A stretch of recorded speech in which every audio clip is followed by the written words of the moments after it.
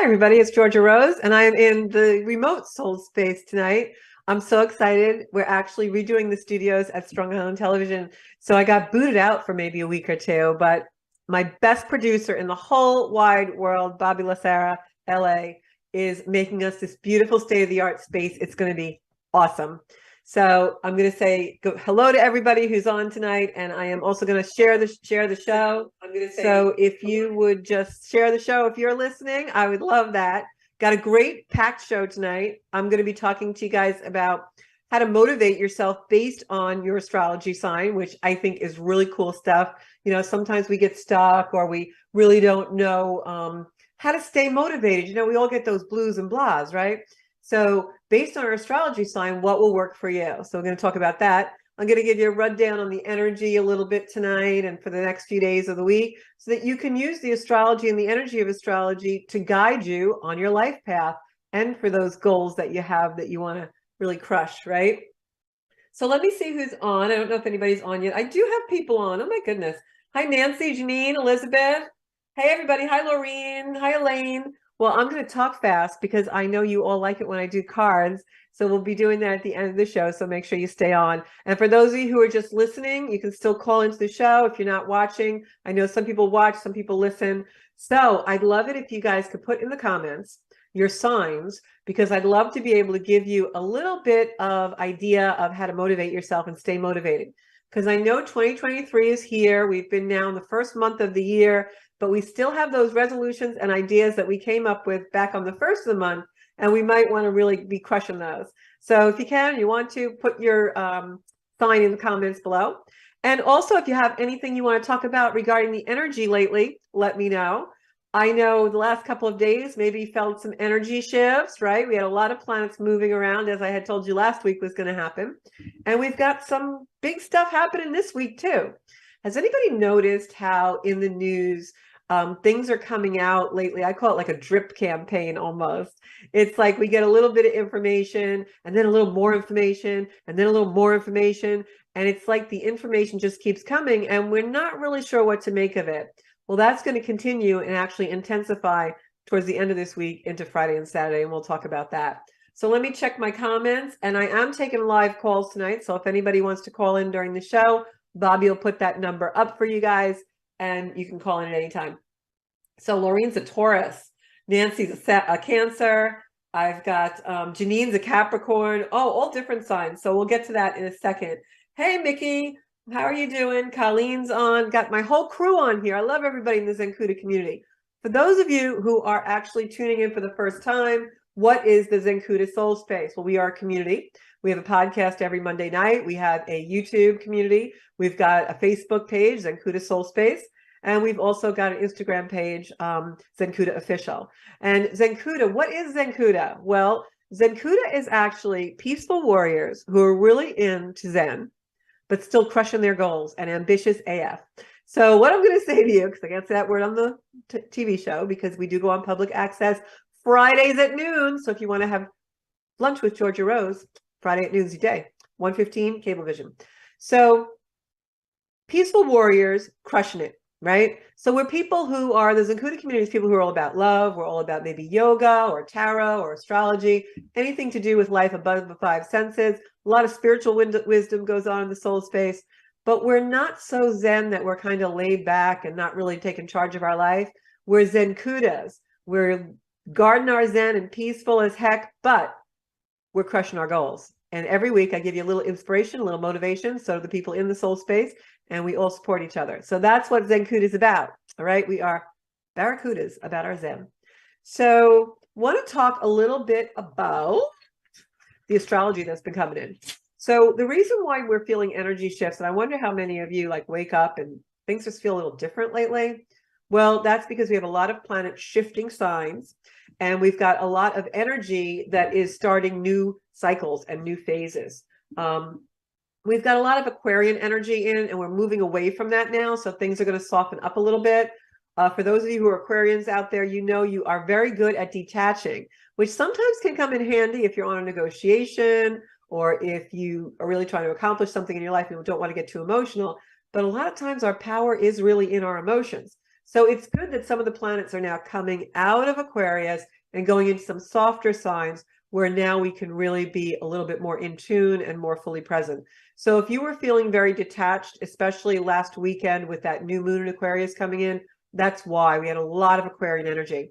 Aquarian energy is so detached, as a matter of fact, little tip for you guys, that the CIA actually prefers to recruit Aquariuses, if you can believe that, because they're very good at detachment and they're very good at questioning, because they can stay very not just detached, but very penetrating. Like if you ever notice the Aquarian has what I call the death stare, they'll just look at you and you know exactly when they are done. That's an Aquarian. So CIA people are a lot of Aquarians. The CIA recruits Aquarians. So got that right here in the soul space. Little tidbit for you guys. So had a lot of Aquarian energy coming in. Now we're moving away from that. But we have a Jupiter, Juno. Juno is the planet of partnerships, and it's coming into Jupiter, which is the planet of expansion. So this week is a great week, and you may even find organically things happening where partnerships form. This is a week where people want to partner up and do things together, maybe a project, or they want to have a romantic partnership that's maybe been on the back burner for a little while, comes to the forefront. But this is really a week where you're going to see the energy of partnerships and creativity to do with partnerships really coming into play in one way or another. Also, we've got all the planets direct now. So when all the planets are direct, that means ready, set, go. So we've had a lot of start and stop energy. We're going to still have that for a little while, but now we're really gearing up for that final push before all the energy changes in March. Remember, we're starting to come in towards February. February is a short month, so we really don't have that much time left to really tighten up our game and tie up our loose ends and really get ready. So all the planets are direct. Mercury and Mars, who came out of retrograde to be direct, are still a little bit in adjustment. What does that mean? It means you may get a lot of requests, the universe requesting you to do things over again. Not as dramatically as we've had these last few months, but definitely you might find that energy of stop start a little bit still in play. It's not going to go away entirely yet, but I will tell you it really does ease up this week, and we can start to really see our projects. Right now, we're wrapping up the vision. It's almost like the thing that you've been thinking a lot about since the beginning of September, since around December 12th, those things, look back on your calendars, your emails, your text, those things that were starting to formulate in your mind. Now this week and into the next, the vision really starts to complete. You're wrapping it up because you're getting ready to really implement it and do it. So this is really a week of, putting the plan in motion, getting ready to roll, all right? So you want to stop, drop, and roll, but you don't want to ignite until a little bit further down the road. But really make sure you have all the things you need.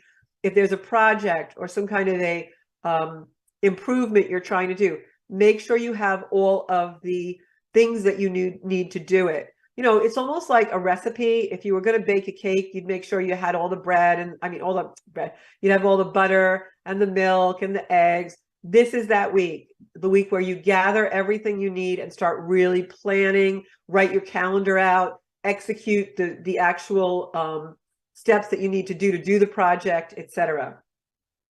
Jupiter is now in an area of the sky where it's starting a new 4-year cycle. So this is the week it's going to be completing the last 4 years of the cycle. So again, ready to roll. This is about next step. This is also about getting clear. You're going to find Jupiter now where it is in the sky really gives us the ability to start getting clarity. I'm going to share my screen and show you guys the chart of the moment. Oh, I can't. Bobby, if you're in the booth, if you can make me a co-host so I can share. So Venus also this week, this is a big thing. Venus is moving into Pisces. Venus has been in Sagittarius and Capricorn and Aquarian energy for a really long time, which are very different than Pisces energy. Venus is the planet of love, right? So it's going to be in Pisces on Valentine's Day, which is a really good thing because the things that we love, the people we love, the things that really matter to us, we're going to see that they're going to start to really soften a little bit. And we're actually going to be able to more or less, somebody tell me in the chat if they can see this beautiful chart that we have. Yeah, I can see it on my monitor. Yeah, there you go. So when Venus, which is this sign right over, where is my Venus? Here's my Venus. Venus is right here.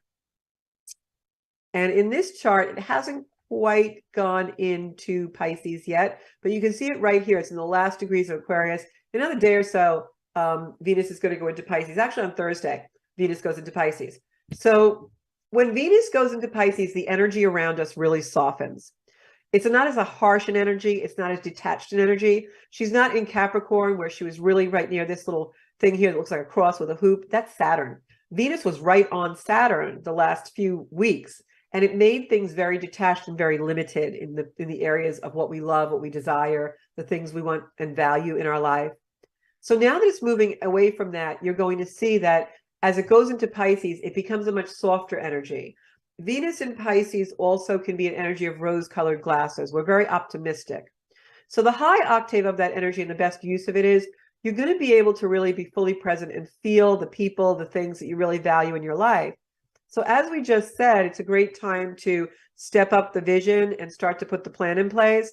Well, this beautiful Venus in Pisces gives us the energy of really knowing what we want and being able to feel it more deeply, which is always great for motivation. So the planets are really working with us here. And then when you add to that Venus in Pisces is very optimistic energy, it really puts a really nice intention for success on our goals. The downside of the Venus energy in Pisces is sometimes we can have rose-colored glasses. The type of energy where we think we just got the best idea in the world, and then we wake up a couple of days later and realize, wow, that idea really wasn't that great. Or we start dating a new person and we think they are just, oh my God, they're the one. They're just the best thing since sliced bread.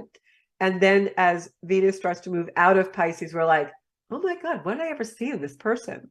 Or vice versa. We may meet someone and think they're shady. And then when Venus goes into the different sign, we start to see, no, maybe I was too judgmental on that person.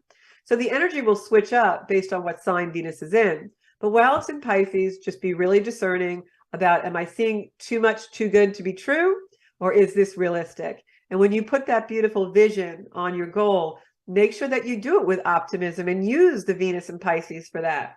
So on Friday, we've also got a softer energy comes in with the North Node and Uranus, whereas for the last few years, they've kind of been, in a frictiony kind of a place, vying for the same place in the zodiac. And now that begins to move away a little bit. And what that does is it also enhances the energy of Venus and Pisces to be more of a dreamy energy. For those of you Pisceans who are out there, you know that you love to dream. Pisces is the dreamer. Pisces is, I want to feel the possibility of the impossible. It's very expansive in that way. But the downside of Pisces is we have to be careful we're not martyrs, because Pisces always want to do so much for mankind. So in this energy, it softens and it puts us more in like a dreamy kind of a state, but sometimes that can be really good for visualization. So use that to really go into your imagination and be able to truly visualize the goal and motivate yourself with that, like bring it down to the tiniest detail, and you'll really be able to see it.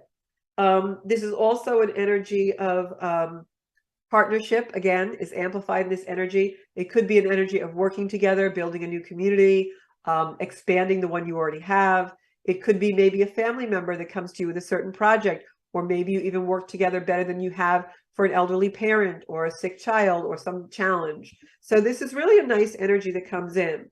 Downside of all this energy is Uranus is going direct, okay? It did that on Sunday, and Uranus going direct means it's no longer retrograde and slowed down. It's moving quicker.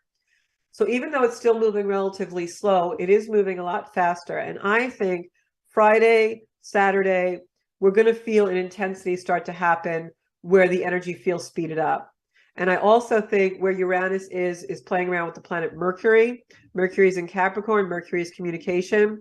I really would not be surprised if Friday, Saturday into Sunday, we get another information dump, like in our personal lives and also, globally or whatever, especially where Mars is on the chart of Washington, D.C. I think you're going to see a lot of information come out, and we're going to be asked to choose some way, maybe choose the truth, maybe not know what we believe, but I do believe there'll be more information dumps coming. I can't say what the subject matter is, but I do believe they will have a lot more communication. And that intensity makes us shift and revise our strategy somehow. The information that comes into our personal lives regarding certain things that have been kind of lingering and hanging around, it makes us maybe strategize and have a different strategy. It could be reversals, but for a good way. If we use the energy wisely, we can really be creative, especially on Sunday. We have an energy that's very creative.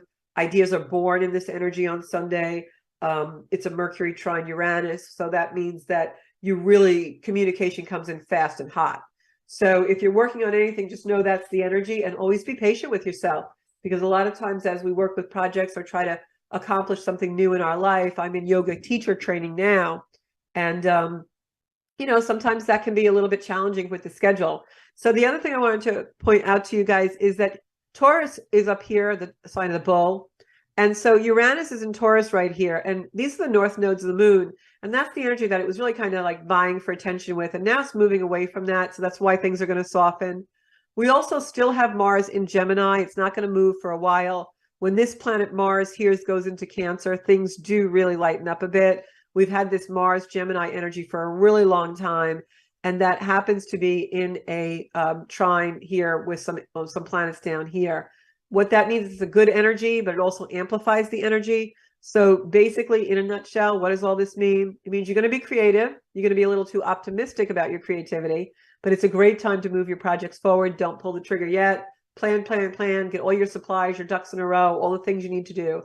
And most of all, as I said last week, and I'm going to continue into this week, remove the blocks and the things that are holding you back. Whatever they are, you have to bravely go there. The universe is demanding that we make the changes we need to make so the universe can pull us into the future. When March comes, we have some really wild energy shifts. So you want to take full advantage of that in your careers, in your family relationships, in your personal relationships, romantically, any place that you feel you want to grow and expand more love and abundance in your life. March is the pull the trigger time. So get everything going and ducks in a row. So let me check my comments here and see what is going on. Okay, they all said we can see my chart. That's good. So Christine says, last week I asked if I should do a home project during Mercury retrograde, and you said yes, and I went ahead, and it has been, I hate to read this, been so successful. Thank you. Yes. So when any planet is retrograde, the energy of that planet just becomes more amplified. And the reason why retrogrades happen aren't to goof us up or glitch us. Retrogrades happen so that we actually go into the energy of that planet and they teach us more. So Mercury retrograde, for instance, is our minds, it's communication. And that's why when Mercury is retrograde, the energy is amplified. It wants us to pay attention to it. It wants us to check our schedules, check the text before you send it, read the post before you hit post. It wants us to be more methodical and fully present about our communications. When we don't do that, that's when Mercury retrograde things go wrong. We don't read the contract. We don't read the fine print. We end up buying the purple car. We go to pick something up and we're like, that's not what I ordered. We send a text and someone says, why did you say that to me? We're like, what are you talking about? Because we didn't read it. That's Mercury retrograde. The way to work with Mercury retrograde is to be more fully present. Check your plans twice, read the contract, read the fine print. That's what Mercury retrograde desires of us. And any planet that's retrograde desires of us to do whatever the archetype of the planet is more intensely. When Saturn's retrograde, it wants us to obey rules. It wants us to be our own authority. It wants us to limit our expansion so that we are more fully present in them instead of doing everything all at once and multitasking and on and on. So as planets retrograde this year, I'll let you guys know what the highest octave of view system. A lot of people get kind of scared about retrogrades. We really shouldn't. I love retrogrades because they're a time to redo, reignite. They're retrospective. Think of that word, that prefix RE. When we're in a retrograde, basically, it just means you got to do everything that begins with a redo, restart, anything that's a okay? So I'm glad that went really well for you. But don't always take my advice. I'm not infallible.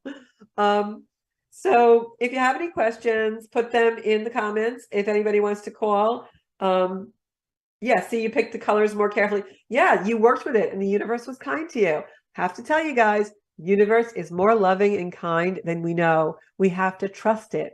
It's just like a spouse. When you trust your spouse and they're worthy of that, it goes so great because then they trust you, right? Give and take. Universe is very trustworthy. Feel your feet on the ground. Go out and lay in the sand on the beach or the grass on the front lawn. The universe has you fully supported. It's never going to drop you. So put your trust in the universe, okay? So I'm going to go to the motivations for different sun signs, and then we'll do some cards. So don't have a clock. I got my little Fitbit on now, 7:24. Okay. So first, I'm going to do it by the regular zodiac wheel. So first on, I want to talk about how to stay motivated is Aries. And the reason why I wanted to do this little thing about how to stay motivated for your sign is because I know with the energy in play right now, we all should really be working on goals. We all should really be working on where we want to be in our life, looking towards our future. And every night before we go to sleep, we should be envisioning our ideal life so that it becomes manifest when we're in dream state. Very important now, especially with Venus going into Pisces Thursday. That's all about the dream state. So if you're an Aries, the way to be motivated as an Aries is, Aries, you love challenge. And you know you love challenge, but you don't want to take the path of least resistance. Because if you're an Aries, challenge is what motivates you. If it's a little bit hard, you stay engaged. If it's easy, you lose interest. Aries have to be engaged with challenge. So make sure when you're setting your goals that you're making the task a little bit above the norm. You know, if everybody at the gym is doing 10 laps, do 12. Challenge yourself. That's how Aries stay motivated. Aries is the sign of the ram. It likes to have a challenge. It likes to, you know, butt something with its head and make sure it can push it. It loves to be able to do what others can't. So get that confidence, that Arian confidence up and light that fire, that Aries passion, and give yourself a little more than the others. If you're taking a course of study or you're working with some kind of a teacher or mentor and they give a task to the whole class, give yourself a little better than that task and you will absolutely stay motivated. So whatever your instinct is to do, increase it. That's the way to stay motivated as an Aries. You like those challenges. Aries love to win. They love to lead. So if you are in an Aries mindset or your partner is an Aries, you want to make sure you give them some kind of a leadership role. You will have to fill in all the blanks and probably finish the picture because Aries don't like, they lose interest. They don't like to do the details. But Aries, you know, that ram likes to charge. They like to be in charge of everything. And, you know, they don't even look behind them to make sure you're coming with them, right? They're very singular. So if you are an Aries or have an Aries partner or someone in your life that's an Aries, you really want to make sure that you're keeping them engaged by allowing them to be the strongest and allowing them to go a little further. That's how Aries love the challenge. Taurus. And so if you have an Aries in your life, especially if you're in a new relationship with an Aries, you want to play hard to get and keep raising the bar. They love that. Aries loves the chase. Let me tell you, ladies, especially Aries men, they love the chase. They want to finally have the conquest. You know, they love the hunt. They're very primal. So, so Taurus is stubborn. They're the bull, right? So if you're a Taurus, you know you have a stubborn streak. So you don't want to give up. So make sure that you keep tapping into that stubborn tenacity of yours and give yourself, Taurus, you can have a little bit longer range goals than the average person because you're going to be really good at that. You're going to stay until the hard work's complete. So if I was a Taurus, I would definitely put something physical in the game because Taurus is somebody that likes to have the physical outlet, but also the physical satisfaction. Taurus is very physical. You know, Taurus is the warm blanket, the hot tea, the really good show, the beautiful music. Taurus likes creature comforts. So whatever you're trying to motivate yourself, Taurus, give yourself a reward that is one of those physical creature comforts, and also attach your motivations, your goal, your project to something physical. Even if it's one of those big whiteboards and you get to write or check off things, it's a physical movement. Taurus likes to do that. They like to have a physicality attached to their motivation. Taurus also likes to be supported. They like the warm, fuzzy blanket. They like to have their feet rubbed. You know, they like to go for the pedicures. So they love massages. Taurus would like do anything for a massage. So, you know, maybe that could be a trigger for you, Taurus, if you're really trying to motivate yourself. Say, okay, if I do all my tasks by the end of the week, I'm going to reward myself with a beautiful massage or reflexology foot rub or something like that. And also very important for Taurus to stay motivated, to surround themselves with someone or a group that will support them. Taurus likes the pat on the back. As I said, they like the foot rub, but they like the pat on the back. They like to know that someone is witnessing their success. So remember that. You might want to work with a group or work with others, or get like, you know, a motivation buddy, a gym buddy, if it's that kind of thing. Or if you're working in a business, you might want to get a buddy that spurs you on and work together with somebody. That's very, very motivational for Taurus. Gemini, you get distracted very easily, right, Geminis? So you've got to do a lot of visualization, because Gemini has a wild imagination. I always say Geminis are the ones you want to sit next to at the party, because they're going to talk your ear off and you'll never have a boring time. Geminis are very engaging and very exciting. They're very sparkly people. So they can be a little bit annoying because they never stay on a topic long, but they have a lot of energy and they sparkle. So what you want to do, Gemini, is bring in that beautiful imagination and try to remember past successes and what that felt like in order to motivate you, because Gemini likes that communication. They like that visualization, getting to use their imagination. If I was a Gemini and I was really trying to keep myself motivated, I would use my shower time every day to visualize a time when I had a really successful thing happen. It could be something as a child or something more recent. And I would bring those feelings in to ground myself. And that's how I would stay motivated, to be focused on just the feeling of success and being able to keep my mind active in that. Also for Gemini, since they're very activity oriented, you may, again, the big whiteboard, the calendar, you know, even getting to check something off on the fridge, or if it's a gym challenge, you know, ringing the bell, anything like that is great for Gemini, because it keeps them engaged. Geminis do not like to be alone. So Geminis also are great if you're going to try and motivate yourself. Try and be in a group, even if that's an online Facebook community where you're all trying to do the same thing. Motivational, that's really important for Gemini. Okay. If you're a Cancer, the way you're going to motivate yourself if you're Cancer and stay motivated is Cancers will not do anything unless they feel safe. So your Cancers are not the people going skydiving. They're just not unless they've checked the plane out 20,000 times, or their grandmother's driving the plane, or whatever. They're not going to do it. Cancers only come out of their box if it's safe. So you have to create a really beautiful environment, a nice workspace. People that are very, you know, embracive, has to be welcoming for a Cancer to be motivated. So if it's a work thing, make sure your workspace is decorated nicely, or you have some objects that really make you feel good and bring in the safety of home.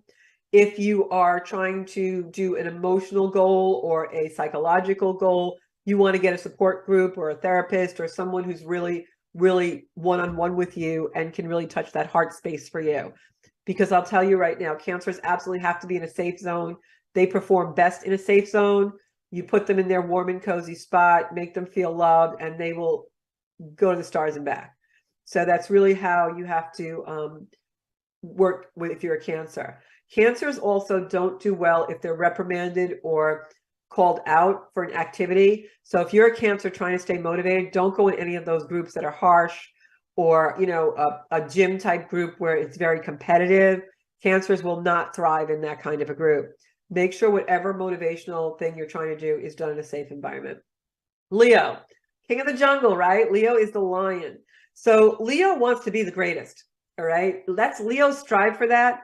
Leos are very easily embarrassed or wounded. If you wound a Leo, or a Leo gets wounded or embarrassed while trying to accomplish a goal, they will never come back on the field. So you've got to make sure, if you're a Leo, that you're in an environment where you do have some kind of a leadership role, even if it's like some kind of a competition where there are teams and you're the team leader, or that you get some kind of a small task in a big team, you have a breakout that you're in charge of. That's the way Leos stay motivated. Leos have to feel like they have some kind of a lead. They're a lion. They want to do that. They also want to have like subjects because they want to protect. That's a lion. The other thing about Leo and motivation is they need to be seen. If a Leo is not affirmed or recognized, it won't take very long for them to lose interest in the goal. So if you are a Leo, make sure that you're setting up some kind of a structure or some kind of a hierarchy where you are recognized in some way on a regular basis. You're seen, You get the spotlight at times in whatever, goal you're trying to do. For instance, I'll use the gym as an example, even though I'm not a gym person, I'm a yogi, but I'll use that just an example because it's very benign, very common. If you're really trying to lose weight, a Leo type of person, a Leo person would want to be motivated, maybe join the gym, but you know how sometimes they have little contests in the gym and you team up with 2 or 3 people and you get to be part of the contest. If a Leo is the team leader in that person, in that competition, they will really be motivated to do it.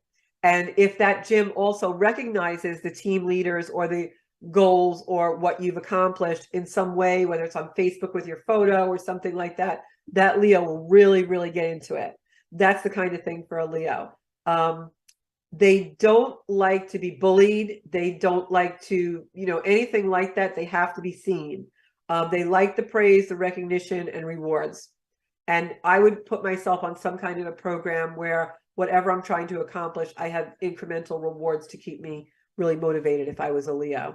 And something they can brag about. Leo likes bragging rights. That's just how they are. And they're a very strong sign, so they need to have something strong in that regard. Virgos don't respond well to pressure. Virgos put a lot of pressure on themselves. So if you're a Virgo and you're trying to do something, do not put yourself in a situation where it's a team that's pressuring you or a mentor that's pressuring you, or you have really strict goals. Virgos will fall away with that. They'll fall away from it. You won't want to do it. Virgos like to be self-motivated, and their biggest competitor is themselves. So you want to work like that. Virgo, attach something useful to your goal. Virgos always function when they feel they're helping people, they are in service. So put that into your goal plan. But the self-pressure is enough for Virgo, so I would not put any pressure on myself or too much accountability with an outside force if I was a Virgo. Libras hate to disappoint anybody, including themselves. So Libras work well in groups. Libras also love to be relied on. So Libra, if you can put yourself in a situation that is something where people are relying on you attached to your goal, you'll excel. For instance, everyone knows I'm a realtor in my earthbound life. So suppose I was the manager of a real estate office and I had Libran person who really wanted to do her goal. I would make sure that I told her, listen, the office has a goal too, and we need X amount of listings or X amount of sales to meet our goal. We're all relying on you and we're all relying on each other. So we got to get out there and meet our quota. The Libra person would love that. That would be very motivational for them because they like to be relied upon. So you see how you want to try and create and envision whatever personality you have based on your sign to motivate you. And you can use this to motivate partners, whether it's in business or romance also. So Librans have to be in that relied on category. And Libras also like to be liked. So Librans will not do well if they have to perform some kind of a task that is conflicting or causes conflict. They'll shy away from that. So make sure whatever you're motivating yourself to do or whatever your goal is, that you're very singular in the way you do it if you're a Libra. Because if it's something where you can create an enemy or create competition where people don't like you, Librans won't be happy. So make sure that Librans love to show they're competent. I happen to be a Libra. And as you can see, I like to be relied upon. I like to bring my best game. I'm very much someone who will never disappoint myself when I do. It's just such a horrible feeling. I don't cut myself a lot of slack. So usually it's good because when I use that to motivate myself, I'm on the top of the game. I'm very work ethic oriented for that reason.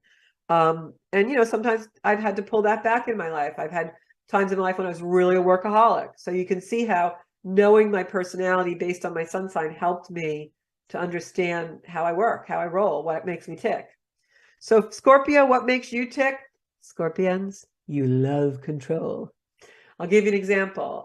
My producer, Bobby's a Scorpion, and he is redoing the studio. And he'll ask my advice about aesthetics and everything, but I watch how he reacts to it. And I know not to give too much advice because it is his domain, it's his control, it's his studio. And I respect that because I know he's going to do a fabulous job. So Scorpions, they might ask your advice and you may give it, but don't overly give advice to Scorpios when they are, trying to be motivated. Scorpio is very self-motivating. They love control. They love power. They like to be the dominant one. So with a Scorpio, if you are a Scorpio trying to stay motivated, give yourself, how can I say this? Anchor it in the idea that the reward for you is you're going to have control over it. So you're building that space because it's going to give you a better control over your space. You are losing weight, finding a mate, redecorating a room, have a goal at work. If you're a Scorpio, it must be attached to the fact that it's worth it because it's going to give you more control in your life, more autonomy. Scorpios need to know the end game is giving them more power, and that's how they stay motivated. It has to be the goal, the project has to be related to that. This is going to put me in more control, make things easier for me, make me more powerful. And they like to work that way. So keep yourself motivated that way. If you're a Sagittarius, what makes you tick, Saggy? I'm a Sag rising, and I'll tell you right now what makes me tick. Freedom. I hate being restricted. Hate being restricted in any way. I have to have freedom. Give me freedom. Let me do what you ask me to do, and I will knock it out of the park. Stand over me while I'm doing it. I'll screw it up. So I just don't focus when I'm in restraint. I cannot be leashed. I don't like leashes. I got to do my thing. So that is what you have to be like if you're a Sagittarius and you're trying to motivate yourself. You have to work independently. You have to attain the goal because you think that it is giving you creative space. It's giving you that creative avenue that you love.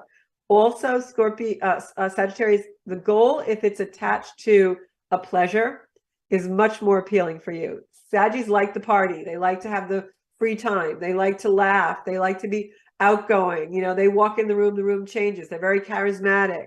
So Sagittarians, you want to make sure that you indulge yourself. There's a goal at the end. There's a reward at the end of the goal that's indulgent for you. Could be something as simple as I'm going to go eat a chocolate ice cream cone. But Sagittarius like to have that freedom to indulge and just be playful and expansive. And so if you're a Saggy, make sure that you're attaining your goals independently. Place rewards incrementally that give you some indulgence. And also for Sagittarius, as I'm just reading my notes, it can't, like, how can I put this? It's got to be fully enjoyed without anything hanging over their head. So Sagittariuses don't like sticky situations. They really don't. They want the truth. It's got to be truthful. Just tell me what you want. Tell me if you didn't like what I did. I'll change it. I'll fix it. I'll not do it again. Just tell me. I don't want to have an hour-long discussion about it. That's how Sagittarians are. So if you're trying to stay motivated in your Saggy, you want to attach to your independence and attach it to something indulgent that you get as a reward on your way to your freedom, whatever this goal is for you. Capricorns, very self-motivating. Out of all signs in the zodiac, Capricorns are the most self-motivated. Capricorn, if you have a Capricorn partner, they don't need you to tell them what to do. They already know. They already got the strategy. But Capricorns will not be motivated by anything that's the warm and fuzzy, the emotion of it. They are very pragmatic. They're very detached. They're very strategic. They want to climb the mountain and get to the top so they can look down on everyone else and they can know that they did it. And it's also usually got to be attached to something material. Capricorns like their things. They like luxury. They like the cars. They like the boats. They like the houses. That's what motivates them. They'll work their whole life to buy the big house. Capricorns are very much motivated by the status. They're the mountain goat. They like to climb. They need the challenge to be anchored in reward and security, especially. Capricorns like to feel secure. They don't like to throw things away. They like to have things that they feel give them their security that they have earned.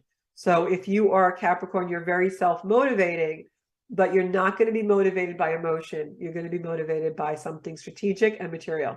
So just know that when you're setting your goals. Aquarius love original ideas. If it's quirky, if it's the purple dinosaur, they want to make it. They want to create it. They want to draw it. Aquariuses have to have something attached to their goal that's motivational in the sense of humanity for the world. It has to be something in a bigger construct, a macrocosm. The microcosm motivation is not going to be enough for an Aquarius. For instance, if you're a musician and you have a lot of Aquarian in your chart, you're going to want to make music for the masses. You're not going to sit home and write for yourself. You've got to play it for others. There has to be a little bit of a bigger picture. Aquarians also can get very detached. They like to give to humanity and then go home alone, close the front door. So if you are an Aquarius try and motivate yourself through the aid of others. You know, if I do this, it helps the world. If I do this, it helps these people. You're very motivated by the well-being of others. So try and build that into your goal. And also alone time. If your goal is something to do with the tribe or something to do with the community, Aquarius, you've got to build in your alone time or you'll get burnt out.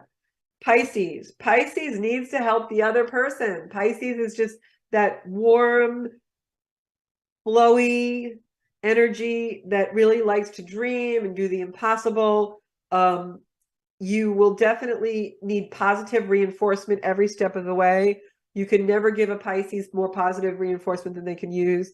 So if you are a Pisces, your energy has to be something where you're getting positive reinforcement, whether it's you're winning an award or you just have a spouse or a partner at the end of the day that's really in it with you and says, wow, that's really great. I'm glad you accomplished that. They're asking you about your goal to motivate you, etc. You've got to build that helping the other person kind of environment, being seen by the other person and appreciated. The only thing is with Pisces energy is you have to be really careful not to be the martyr. You'll give too much. So make sure that you build boundaries and limitations in your motivations. All right. So let me go to my,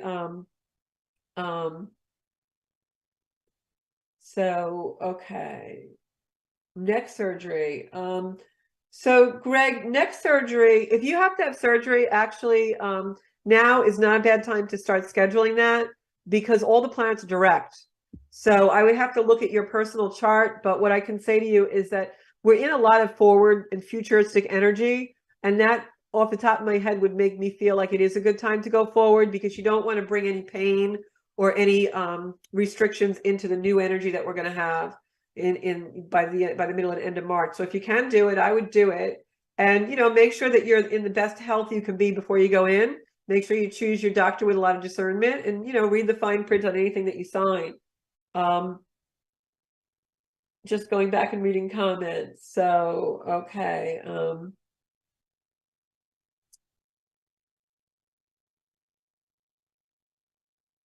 Yeah, Gemini is definitely that right. And Carrie Ann says she's a true Cancer. So I'm going to pull some cards for you guys because I know we got some time left. Oh, I didn't realize I was talking so much. I'm sorry. It was a big subject. I have my beautiful Aqua Aura tonight. This was given to me by a very special friend. And you know, when you work with crystals, you can actually put your intentions in them. This is a family crystal that I use to go to a family reunion and put the energy of harmony in. And whenever I'm thinking about my family, I always use that crystal in my meditations. So my first card tonight is actually going to be for Greg because he had a question for me. And let's see what the cards say, Greg. Now, I'm not a doctor, so don't endorse this as, you know, medical information or anything. In New York State, they do make us say any kind of tarot or cards is for entertainment purposes only. But I'm going to pull a card for you. We'll see what your energy is like. I do feel like you are in pain, Greg, but I feel like it's more of a restrictive issue in some way, like you're not moving properly. Don't know if that's correct, but what it feels like to me. Okay. So I'm seeing a lot of angelic energy around you, Greg. If you can see this card, you can see that you are surrounded by angels, even though the being in this card is obviously female. It doesn't matter because we all are just beings of light and spirit. But look at the beautiful angelic energy coming out of her head. Absolutely gorgeous. So with that much light surrounding you, I'd say you're in good hands. You have a lot of protection.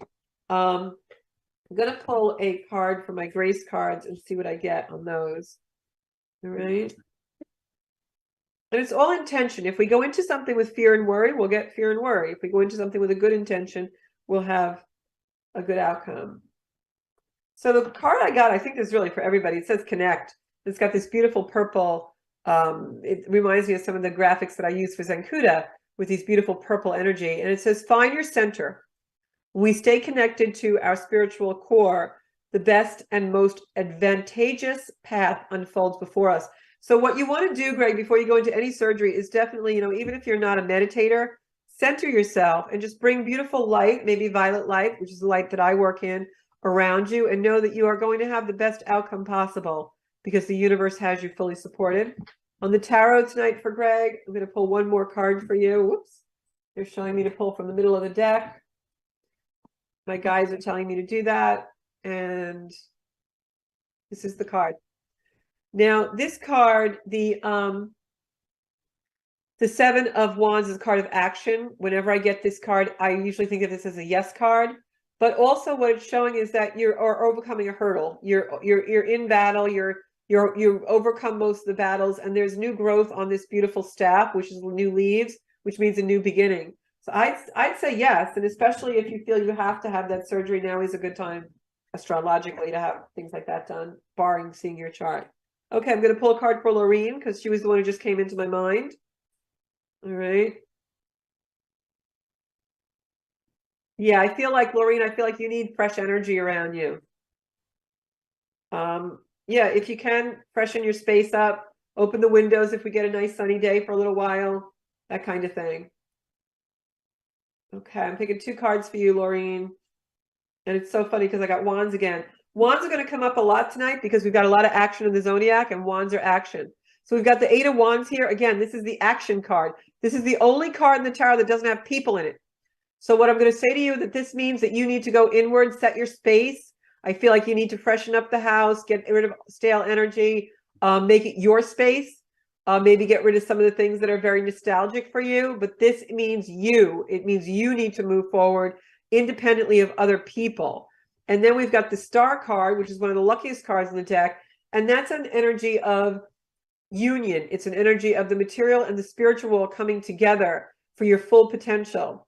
You can see this beautiful naked being is pouring water out onto the earth and taking more water in from the water, and there's stars all around her. This means the merging of your spiritual and your material world. So I think you need to cleanse the space in your house. You know, paint is a great way to do that, or just open the windows and let things in. You've got to work the inner to the outer. You know, a lot of times we reset our space and think it's going to change us. You're changing is what I feel, and you need to change the space to reflect that. All right. Janine, I'm going to pick a card for you. Good luck with your surgery, Greg. Everyone, please send some hearts or smiley faces up to Greg in the Zenkuda community. And also, you know, you guys can post on Facebook and Instagram in the Zenkuda community. Ask me questions. I'll answer them. Whatever spiritual questions that you really want. Let's send some hearts up to Greg while he goes to his surgery. We're sending you a lot of love, Greg. Everybody in the Zenkuda community. And if you have any special prayer requests, you can put them in the comments, and I will add you to my Reiki grid. All right. Or you can always message me. All right. So Janine, I'm pulling a card for you. All right.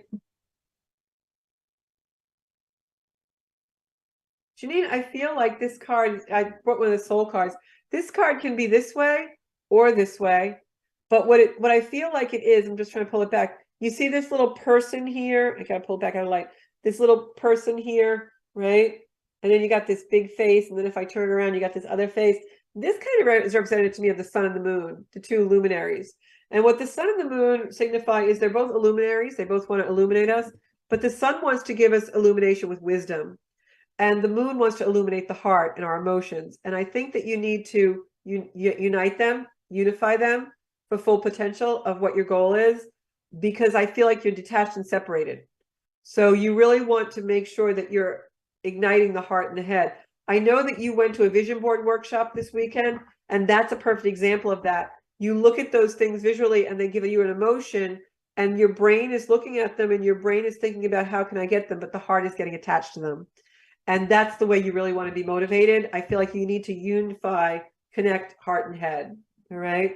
Next card I'm going to pull is for, let me see. Who am I going to do here? I'm going to do Colleen. Okay. Haven't pulled a card for Colleen in a while, and I think she was on the last couple of weeks and we didn't get to her. So I'm going to pull that card. All right. I got to watch my time because I don't have a clock in my home studio. Okay.